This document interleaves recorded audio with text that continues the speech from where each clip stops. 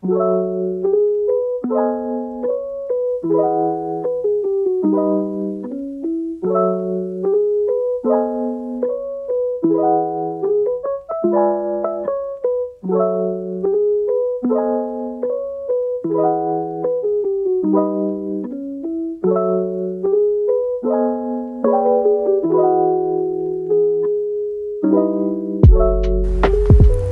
remaja cerdas, Assalamualaikum warahmatullahi wabarakatuh.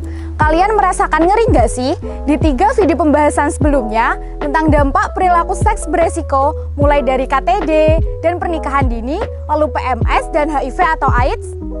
Adakah di antara kalian jadi makin was-was karena merasa terlanjur melakukan sesuatu yang seharusnya tidak kalian lakukan? Tenang dulu ya, mari kita lanjutkan materi berikutnya agar kalian bisa semakin mawas diri. Kita sudah memahami bahwa secara alami dan naruliyah sebagai remaja akan muncul dorongan seksual yang memang dianugerahkan Tuhan pada kita dengan 3 tujuan besar, yaitu kesejahteraan hidup, sarana rekreasi atau memperoleh kesenangan, dan prokreasi atau meneruskan keturunan. Adanya dorongan seksual tak bisa kita ingkari keberadaannya, seperti halnya dorongan untuk tidur ketika mengantuk, dorongan untuk makan ketika lapar. Namun, dorongan-dorongan alami tersebut tidak serta-merta harus kita turuti. Misalnya, ketika kita mengantuk saat jam pelajaran, maka kita akan berjuang keras untuk menahan kantuk, minimal untuk menghargai keberadaan guru kita yang sedang mengajar. Atau tatkala saat kita lapar dan ingin makan, namun kita tahan karena saat itu kita sedang berpuasa. Nah, sama dengan dorongan seksual yang jelas ada dan saat muncul tidak serta-merta kita lampiaskan karena posisi kita yang masih remaja dan belum menikah. Apakah bisa? Jawabannya bisa, jika kita mau, sama dengan saat kita menahan lapar dan kantuk, kita bisa menahannya saat kita mau dan saat kita ingin. Menurut beberapa penelitian, ada beberapa faktor yang mendorong perilaku seksual beresiko. Untuk lebih jelasnya, akan saya sebutkan beberapa contohnya. Yang pertama, yaitu penelitian dari Ari Pristiana Dewi pada tahun 2012. Menyebutkan beberapa faktor dominan yang berhubungan dengan perilaku seksual remaja meliputi jenis kelamin, norma agama, pengaruh teman sebaya, sumber informasi, dan media pornografi. Yang kedua, yaitu Atiul Impartina melakukan penelitian pada tahun 2018 dan menyimpulkan bahwa tingkat pendidikan dan lingkungan pergaulan berpengaruh pada perilaku seksual pranikah. Yang ketiga, yaitu penelitian oleh Albertus Dimas Pratama pada tahun 2017 yang menyatakan bahwa terdapat hubungan yang signifikan antara pergaulan dan paparan media pornografi terhadap perilaku seksual pranikah.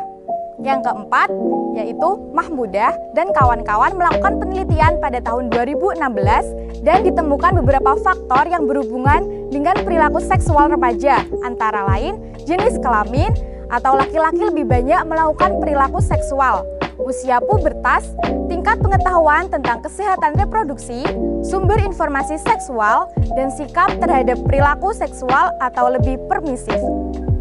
Yang kelima, yaitu penelitian yang dilakukan Fauziah pada tahun 2022, mengungkapkan beberapa faktor yang berhubungan dengan perilaku seks bebas, antara lain nilai keagamaan, teman sebaya, pendidikan seks, dan media sosial. Dari penelitian-penelitian tersebut, paling tidak ada 8 faktor yang mempengaruhi perilaku seksual beresiko. Berikut ini daftar faktor yang paling besar pengaruhnya hingga yang pengaruhnya lebih kecil. Yang pertama, yaitu pergaulan atau teman sebaya. Yang kedua, sumber informasi, media yang mengandung pornografi, dan media sosial. Yang ketiga, yaitu jenis kelamin.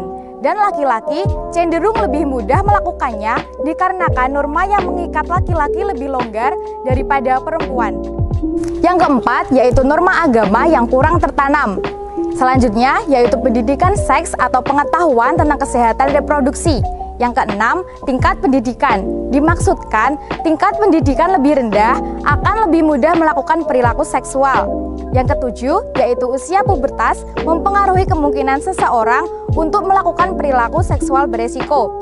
Yang kedelapan, yaitu sikap negatif atau sikap permisif yang merasa berpacaran.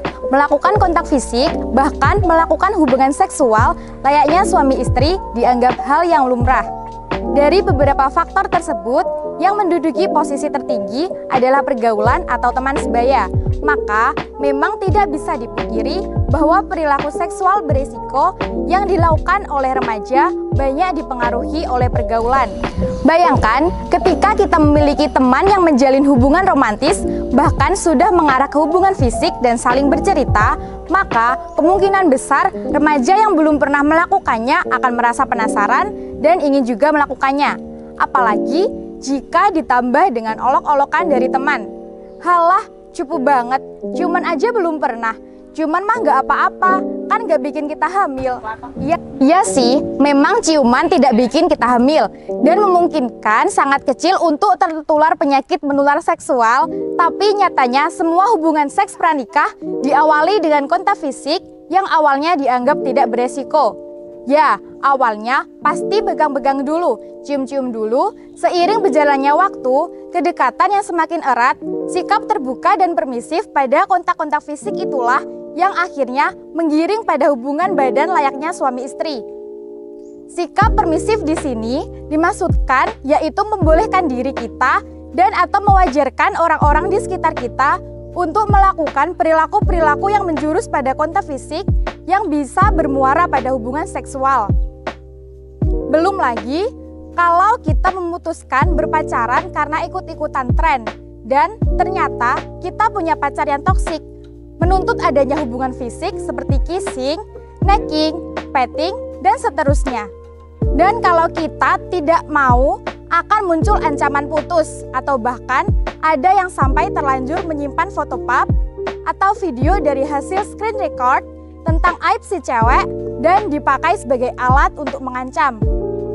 Salah satu yang sempat viral baru-baru ini di Twitter, seorang kakak yang meng-up tentang revenge porn atau penyebaran konten pornografi tanpa persetujuan orang yang berada dalam foto atau video tersebut dengan tujuan membalas dendam yang dialami oleh adiknya sendiri. Dan kasus itu sudah sampai ke persidangan. Si adik perempuan yang diceritakan terpaksa menjalani hubungan berpacaran dalam intimidasi selama 3 tahun. Jadi, kalau kalian sekarang sudah tahu bahwa salah satu faktor utama pendorong perilaku seksual berisiko adalah pergaulan dan sikap permisif, maka kira-kira apa yang bisa kita lakukan untuk menjauhkan diri dari perilaku negatif tersebut? Yuk, simak materi berikutnya biar tahu jawabannya.